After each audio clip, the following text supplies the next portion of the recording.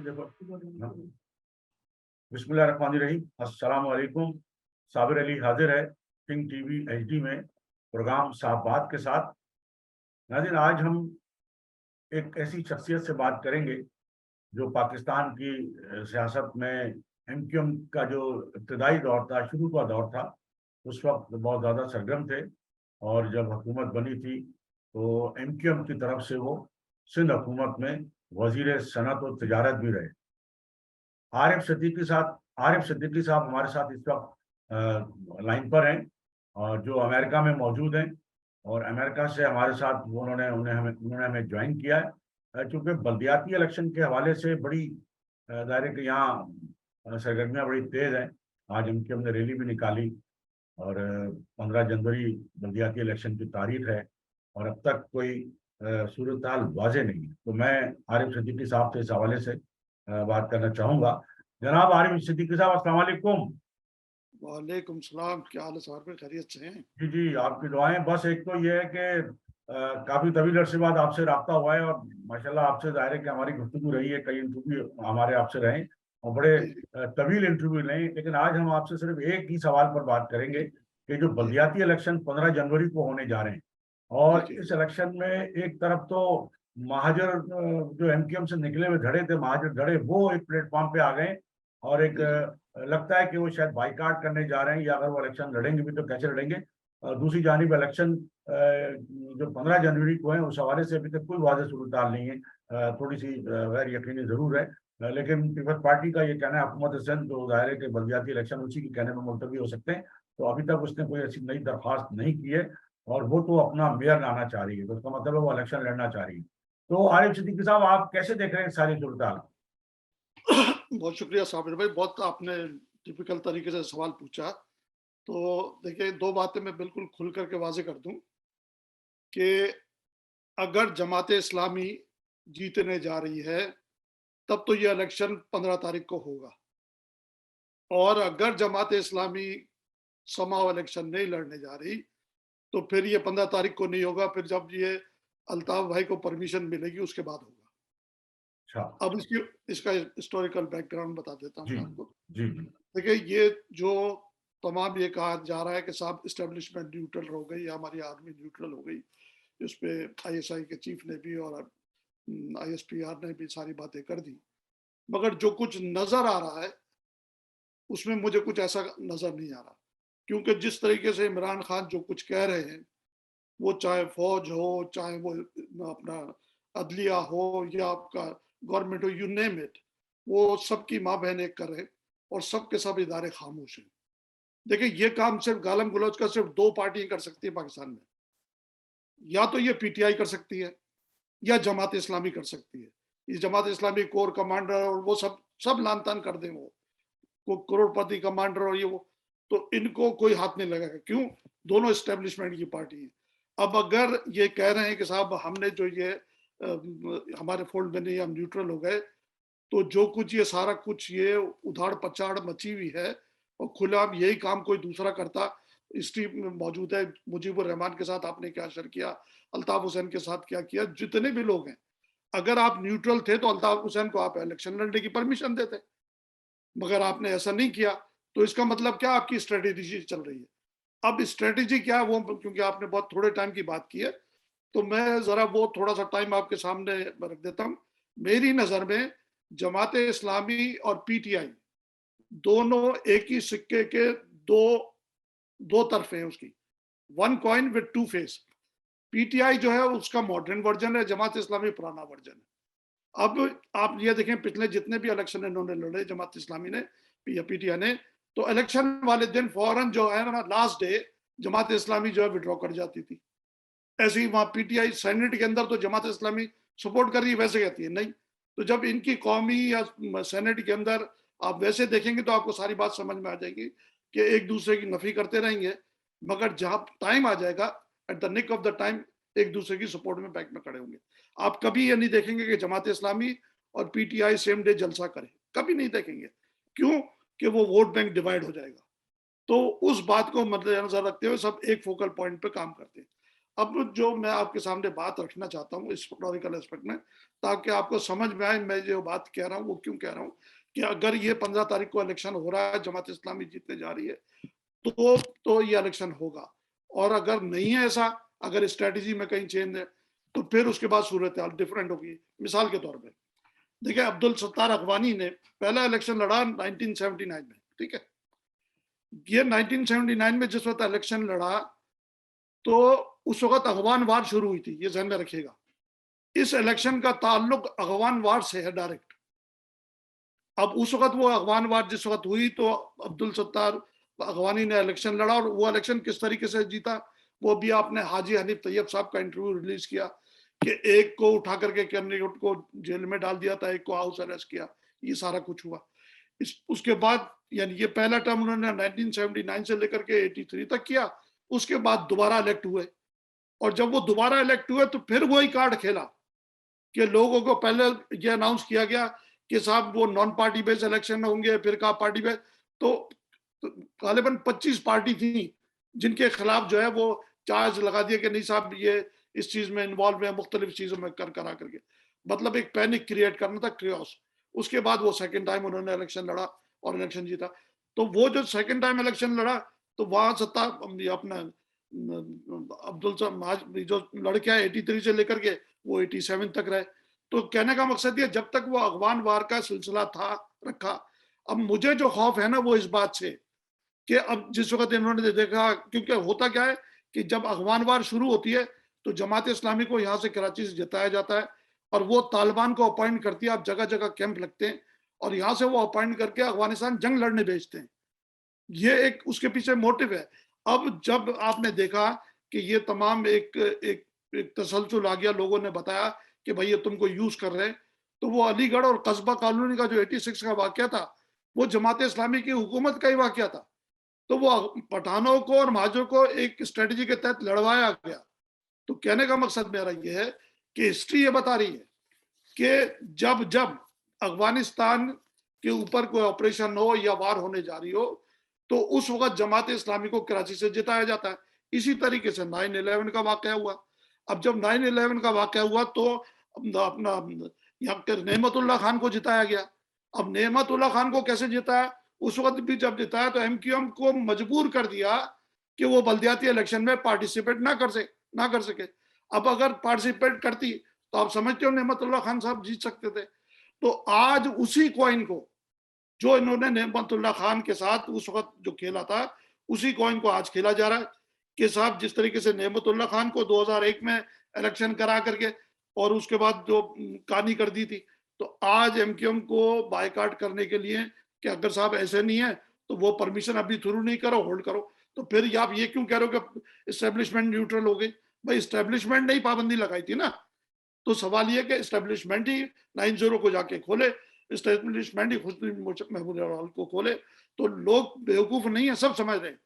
तो मैं ये समझता हूं कि अगर जमात इस्लामी का मेयर आ रहा है, तो आएगा। ये भी मैं बता दूं कि ये जमात इस्लामी के जो अमीर हैं, क्या नाम है इनका, हाफिज हाफिज नईमुर नईम। रहमान साहब उसके उम्मीदवार हैं मेयर हाँ, कराची के। हाँ, मगर ये मेयर नहीं बनेंगे, ये भी बता दूं मैं आपको। अच्छा, ये मेयर कोई पठान वो बनेगा। तो पूरी सारी कंपेयर हाफिज नईमुर रहमान साहब के नाम से सर, चल रही है। सर मुझे एक बात बताइए, क्या नेमतुल्लाह खान साहब जिस वक्त इलेक्ट हुए थे, तो क्या उनके साथ भी खान लगा था ना? ऐसे ही वो अगवानी के साथ अगवानी लगा था, तो क्या कंपेन उन्होंने चलाई थी? लेकिन नेमतुल्लाह खान साहब पख्तून नहीं थे, पश्तून नहीं थे, वो तो कराची सर के खान तो थे और सर खान महाजर तो थे। महाजर थे। सर वो सर वो पहले जो है अब जाकर के पेशावर में आबाद हुए, उसके बाद वहां से वो लाहौर मूव हुए, वहां 3 एक साल रहे, उसके बाद यहाँ आए। तो आप उनकी बायोग्राफी पढ़ेंगे तो आपके सामने आ जाएगी कहानी। तो बुनियादें वो रख के आए थे वहां से भी। तो कहने का मकसद मेरा ये है, अगर यहाँ से ये किस्सा कहानी हो रही है, होने जा रही है, तो हाफिज नईम साहब नहीं बनेंगे, इलेक्शन जीत भी जाएंगे तो कोई पठान और होगा। इसका मतलब है आपका कि जमात इस्लामी जो इतनी बड़ी कंपेन उसने चलाई है और अरबों जी, करोड़ों रुपए बल्कि खर्च किए हैं, जी, तो आपके ख्याल में हाफिज नईमुर रहमान साहब को हटा के किसी और को ले आएंगे यस। अगर उनकी कामयाबी होगी? हाँ, कोई जमात का या होगा, कोई पठान होगा। अब ये पीपल्स पार्टी ये समझ रही है वो इलेक्शन जीत जाएगी, ये ख्वाबों में बैठे हैं। अच्छा, मैं आपसे ये कह रहा हूं कि दुनिया इधर की उधर हो जाए, अगर तो अफगानिस्तान में हुकूमत पीपल्स पार्टी की है, और पीडीएम की मरकज में है, तो और पीपल्स पार्टी अगर ये कह रही है कि मेयर जो है जियाला होगा, तो जाहिर है कि वो कोई ना कोई अपनी हिकमत अमली दिखाएंगे। तो जमात भी कहाँ बीच में आ गई?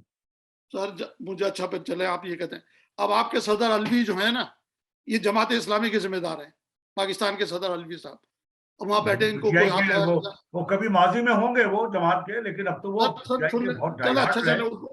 चले चले सर आ जाइए। अभी अब साबिक कमांडर इन चीफ बाजवा साहब, ये भी तो गॉर्डन कॉलोनी के नाजिम थे जमात इस्लामी के, तो ये वो भी सारे हम असामी पुराने में रहे हैं, सतून, वो ये सर्विस से पहले रहे होंगे ना सर। हाँ मगर सारे पुराने सतून है। अगर सर्विस से पहले रहे तो फिर ये सपोर्ट क्यों कर रहे थे जमात इस्लामी और पीटीआई को, अगर पास्ट की बात थी तो बात ये कह देना तो बहुत आसान है कि पास्ट की बातें, मगर उनके असरात तो नजर आ रहे होते ना कि आज आप क्या कर रहे हो। अच्छा, अब तो 15 जनवरी को आपको क्या नजर आ रहा है? इलेक्शन होने जा रहे हैं, बल्दियाती इलेक्शन, या क्या? अभी तक तो गैर यकीनी तो है। देखिए बात यह है कि मेरी नजर में दुनिया की कोई ताकत अल्ताफ हुसैन को डेमोक्रेटिक सेटअप में आने से नहीं रोक सकती। अगर जिस बुनियाद के ऊपर पाकिस्तान वजूद में आया, अभी तक तो और रोका वो हुआ है, अभी तक तो रोका हुआ है आरिफ सिद्दीकी साहब। आप कह रहे हैं सर दुनिया की कोई ताकत, रोका हुआ तो है, और कैसे रोकेंगे? सर मगर इसकी पेनल्टी भरनी पड़ती है ना। मुजीबुर रहमान को भी आपने रोका, तो जिस वक्त ये पाकिस्तान की क्रिएशन क्यों हुई, पाकिस्तान की क्रिएशन इसलिए हुई जब वो 1937 की कांग्रेस की गवर्नमेंट बनी, उन्होंने मुसलमानों के लेकिन साथ वो जो है। शेख मुजीबुर रहमान था, उसके साथ पूरा ईस्ट पाकिस्तान था। सर तो एक ये सेकंड आप सर, कैसे आप मिला रहे हैं? सर मैं बताता हूँ ना सर, सारा खेल तो पॉपुलेशन का है, जमीन का ताल्लुक नहीं होता। अगर आप ये समझो कि मुल्क जमीन की बुनियाद पे बनते हैं, नहीं, जमीन आबादी की बुनियाद, मुल्क आबादी की बुनियाद पे बनते हैं।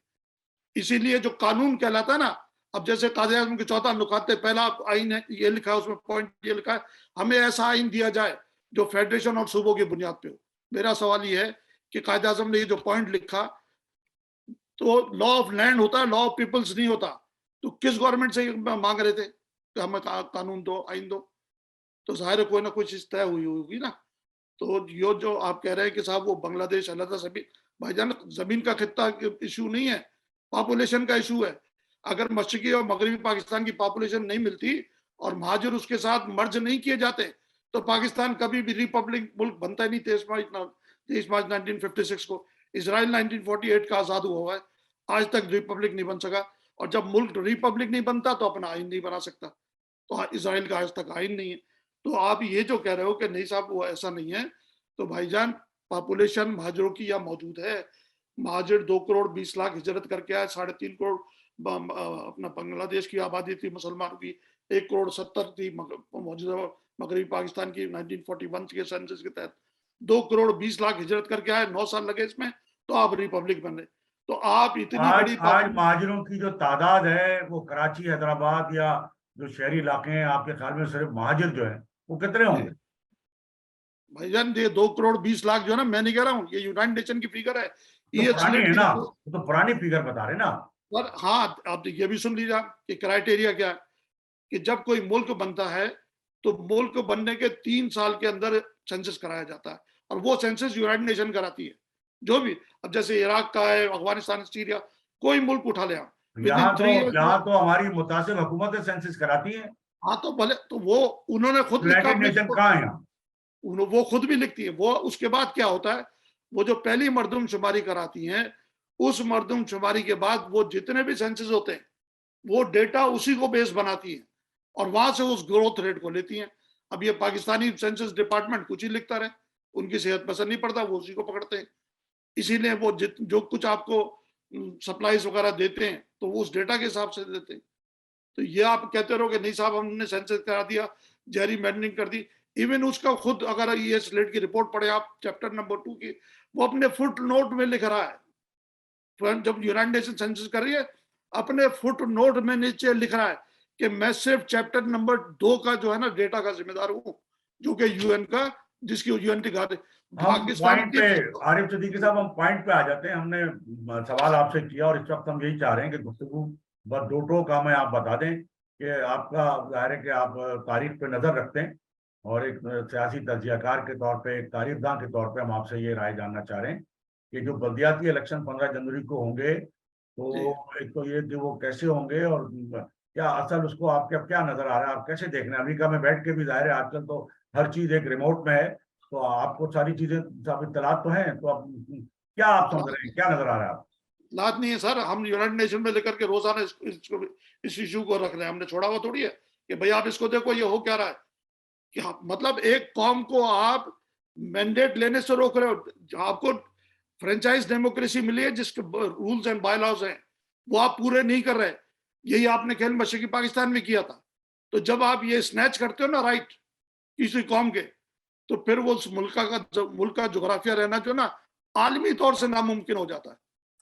तो तो ये जो फाइनली कहते हैं ना। फाइनली जरा बता दें मुझे कि आप मतलब है बलदियाती इलेक्शन जो हो रहे हैं, जी आप एक एमकेएम के साबित हो रहे हैं आप, जी तो जी। उस और आज जो सूरत हाल है उसको कैसे मतलब फाइनली क्या नजर आ रहा है? अब मैं तो सीधी सीधी बात ये जानता हूँ। देखिए मैं तो कल भी अल्ताफ भाई मेरे लीडर थे, आज भी और आंदा भी रहेंगे। मैं सिर्फ मोटी सी बात ये जानता हूँ कि अल्ताफ हुसैन वो है जो गरीबों को असेंबली में उठा करके ले आया पार्लियामेंट के अंदर। जमात इस्लामी का स्टेटमेंट है, आप आज का जाकर के आप गूगल में गुजाएं। 16 जून 1950, 16 जून 1950 के अखबार उठाइए कि जमात इस्लामी जागीरदारी निजाम की हिमायत करते हुए इलेक्शन में हिस्सा लेने का ऐलान करती है। देखिए आज के अखबार में है नहीं है, जागीरदारी निजाम की हिमायत करते हुए। तो 1950 ये के बाद? हाँ, मैं अपने पास से थोड़ी कह रहा हूँ, अखबार की हेडिंग है, आप कहते हैं मैं निकाल के दिखा देता हूँ। क्या पूछू? कहने का मकसद मेरा ये है कि अगर आप ये चाहते हो कि साहब महाजिर कौम को आप फॉरवर्ड कर दो, और महाजिर पाकिस्तान के किसी भी खत्ते में रह रहा है वो महाजिर ही कहलाएगा। जैसे हिंदुस्तान में मुसलमान बर्रे सगीर में कहीं भी रह रहा था वो मुसलमान कहलाता था और मुसलमान ही काउंट हुआ। तो ये कह देना कि नहीं साहब ये महाजरों को हमने अदा कर दिया या सिंध में या कराची में आबादी कम कर दी। भाईजान जो यूनाइटेड नेशन के रिकॉर्ड में 28 फरवरी 1951 को जो चीज रिकॉर्ड में आ गई उसको दुनिया की कोई ताकत खत्म नहीं कर सकती। फिर अच्छा, अब ये सिंध जो से बाइकाट देखे ना, जी मुत्तहदा की तरफ से जो बाइकाट है लंदन की जानिब से, जी। तो उस बाइकाट से तो फिर जमात इस्लामी का तो रास्ता साफ हो जाएगा, वो तो आप फिर फायदा पहुंचा रहे हैं जमात इस्लामी को। हम तो बायकाट कर ही इसीलिए ताकि इंटरनेशनल फोर्सेस देखें। अब तक जितनी अल्ताफ भाई ने कॉलें की हैं वहां आपका वोट का जो कास्टिंग है वो 5 से 7% से ऊपर नहीं गई है। तो जब ये सारे का सारे पब्लिक अंदर बैठी रहेगी बहुत तीर मार लेंगे। अगर हेरा फेरी कर ली भी तो 10% चले जाएंगे। तो वो दुनिया तो देखेगी ना कि आप जो जिस सिलेक्शन की जो आप कह रहे हो कि साहब हमने फ्री हैंड सबको दे दिया और हम न्यूट्रल हैं, वो सारी न्यूट्रल सबको नजर आएगी, पूरी दुनिया देखेगी। और जो कसर रह जाएगी वो सब हम डॉक्यूमेंटेशन करके अब हम ये हम जो बाइकाट हम है एक अल्ताफ सब। हुसैन साहब की तरफ से, आप जी कहते हैं कि जब वो वोटिंग का रेशियो जो है या उसकी जो परसेंटेज है कम होगी, तो जी दुनिया मतलब दुनिया क्या कर लेगी? यहाँ तो एक नया मेयर आ जाएगा उसी नतीजे में, सभी जितने भी वोट सब। मिलेंगे। पहले भी उसी आपके बाइकाट के नतीजे में जो है वो नेमतुल्ला खान मेयर आए थे, उन्होंने 4 साल पूरे किए, तो अब भी यही होगा, तो उसमें यूनाइटेड नेशन क्या कर लेगा, दुनिया क्या कर लेगी? हाँ, तो दुनिया क्या कर लेगी? ऐसी सूरत में जो आपकी स्टेट है ना वो फेल्ड स्टेट में शुमार होती है। और जब फेल्ड स्टेट बनती है तो ही जोग्राफिया टूटते हैं। हिस्ट्री ये बता रही है। जब फिर कभी कोई जोग्राफिया टूटने की कोई पोजीशन आपको, कोई अल्लाह ना करे कोई ऐसी सूरत हाल हो, तो कैसे वो ना कैसे? करे, अगर सवाल ये इन्होंने ऐसे ही खेलना है। देखिए जो हमको डेमोक्रेसी मिली है ना उसका नाम है फ्रेंचाइज डेमोक्रेसी, एडाल्ट जिसको डेमोक्रेसी कहते हैं। तो वो फ्रेंचाइज डेमोक्रेसी के सर्टेन प्रिंसिपल हैं, बायलॉज हैं, असूल हैं, उनको आप वायलेट करोगे। अब जैसे मिसाल के तौर पे उर्दू नेशनल लैंग्वेज है। 2015 में सुप्रीम कोर्ट ने कहा ना कि उर्दू का निफाज करो। क्यों कहा? अगर आप इसका निफाज नहीं करते तो आप फेल्ड स्टेट में जाते हो। क्यों? कि जो नेशनल लैंग्वेज है उसको आपने यूनाइटेड नेशन का जो नेशन का क्राइटेरिया तो है। सुप्रीम कोर्ट ने 2015 में कहा था, आज तक नाफिज नहीं हो सकी। हाँ, तो वो एक बल्ब तो ऑलरेडी जल रहा है, वो बल्ब जल रहा है। अब मैं तो इसीलिए कहता हूँ ना कि भाई अगर उर्दू से इतनी नफरत है तो एक रेजोल्यूशन डाल दो कौमी असेंबली में और बोल दो हमारी उर्दू कौमी जबान नहीं है। सारा झगड़ा खत्म हो जाएगा, महाजिरों को उनके हुकूक खुद ब खुद मिल जाएंगे। हमें कुछ करने की जरूरत नहीं पड़ेगी, हर महाजिर खुश रहेगा। कर दो ये काम, कौमी असेंबली में या सेनेट में डालो तो कि भैया उससे उर्दू क्या, हमारी कौमी। उससे तो और नुकसान होगा कि अभी कम से कम कौमी जबान उर्दू है, आप कह रहे हैं कि कौमी असेंबली से वो पास करा लो, तो फिर ना रहेगा, तो फिर तो कुछ भी नहीं रहेगा। तो कुछ भी नहीं रहेगा ना। अगर यही सोच है इनकी कि महाजरों को हुकूक नहीं देने, इलेक्शन नहीं लड़ने देना, इनके सारे राइट्स जो है वो स्नैच करने हैं, तो भाईजान क्या करना चाहिए आपको? पाकिस्तान जो बनाया था, क्यों बनाया था आपने? हिंदू यही सब कुछ कर रहे थे ना, बंगालियों के साथ भी यही सब कुछ हम कर रहे थे ना। तो भाई ये नहीं करेंगे तो इंटरनेशनल सिनेरियो खुद ब खुद देखिए। अरे भाई, आप आपका आपका पॉइंट आ गया। आपसे हमने एक ही इसी नुक्ते पे आज बात करनी थी। इंशाल्लाह आपसे फिर कभी भी तफसील से बात करेंगे। तो जी जी जैसे हमारे प्रोग्राम का वक्त खत्म हो रहा है, तो मैं इजाजत दूंगा। और मैं आपका सर बहुत जितना शुक्रिया। आपका आरिफ मैं सिद्दीकी साहब, बहुत शुक्रिया। जी और इंशाल्लाह आपसे आइंदा भी बात होती रहेगी। तो नाज़रीन, ये आपने देखा कि आरिफ सिद्दीकी साहब जो हैं वो दायरे के एमक्यूएम के भी सीनियर रहनुमा रह रहे हैं, और साबिक वजीर भी हैं, और एक तारीख पे उनकी बड़ी नज़र है, और तारीख के हवाले से उन्होंने अपने कुछ पॉइंट्स यहाँ पेश किए हैं। तो यकीनन आपको एक इस हवाले से एक नई आगाही हासिल हुई होगी। तो इसके साथ ही इससे पहले कि मैं आपसे इजाज़त लूँ, मेरी आपसे एक बार फिर यही गुजारिश होगी कि आप इसी तरह के इसी तरह की ताज़ा तरीन सूरत हाल और एक अच्छी गुफ्तगू के लिए, तारीखी गुफ्तगू के लिए, मालूमात के लिए आप हमारे थिंक टीवी HD चैनल को ज़रूर सब्सक्राइब कर लें। अपने दोस्तों में शेयर भी करें और लाइक करें। इसके साथ ही आज की इस निश्चित से साबरे जी को इजाज़त। अल्लाह हाफ़िज़। चैनल थिंक टीवी HD को सब्सक्राइब ज़रूर कर लें और बेल आइकन का बटन दबाएं ताकि हमारी नई आने वाली वीडियोस पर वक्त आप तक पहुंच सकें। शुक्रिया। हाँ, बस ठीक है। मेरा ख्याल है 15-20 मिनट ज़्यादा ही होगा। हाँ, पॉइंट आ गया वो फिर